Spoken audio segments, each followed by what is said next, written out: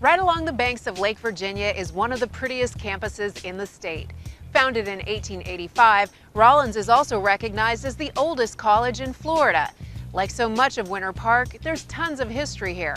And our design team wants to make sure they recognize that history in our Winter Park Village renovation.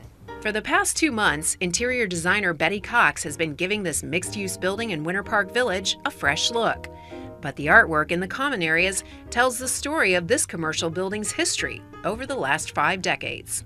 This photographic timeline of the building's history brings back great memories for Betty.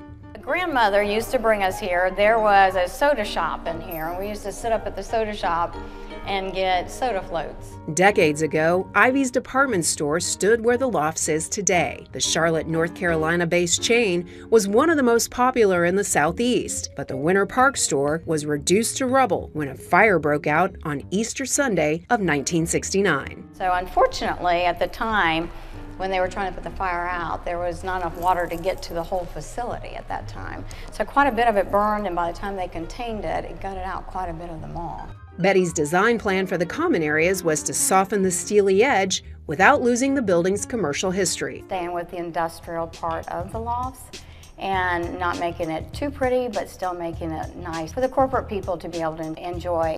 These electrical conduits were just the spark of inspiration Betty needed to get started. The contractors were talking about covering up with drywall, and you said, no, sir. Yeah, no. To me, this is a piece of art for the lofts. I was intrigued by this piece, and we're going to end up making this to look like a shadow box. And so we're going to paint the back to look black so it looks like a shadow box. We're going to frame it out with reclaimed wood, and we're going to backlight it. The carpentry team used a jigsaw to create rugged edges on the reclaimed wood planks, then applied a mixture of iron-rich grass fertilizer and water to darken the wood and achieve a more uniform color. With the rustic wood surround and the colorful lights, the metal conduits have been transformed into an unexpected showpiece. The team carried the reclaimed wood theme through the rest of the building, reusing what they could to save materials and money. That was actually maple wood that was up there, and it wasn't very pleasing. And instead of tearing it all out, we recycled it. When I had Kathy Bailey, our faux painter, come and faux it to look like reclaimed wood. While the goal was to create a lived-in casual look, it still required some precise planning. And then we'll go back to the shop, lay it out on the ground, and then lay our pieces out. So when we come to the field, we already have it established. The team did as much work in the shop as they could, but install days were a bit frustrating for everyone. So the elevator is opening now. Go ahead, come on in.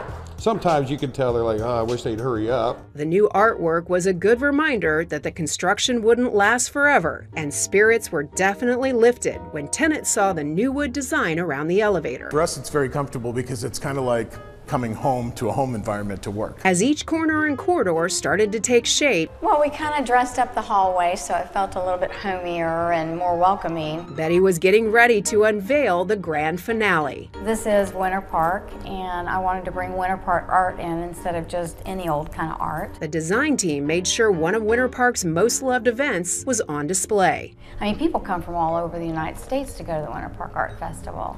So to me, it feels like home, it's charming, but it adds a lot of color. Local color, commercial history, and creative design, all served up with a side of serenity for the residents. Coming up next week on Ready, Set, Renovate, we meet the O'Reillys. This active family of 4 loves a good challenge, but when they take on a massive renovation of their Isleworth home while simultaneously training for a marathon, their endurance gets pushed to the limit. That's next week on Ready, Set, Renovate, right here on WKMG.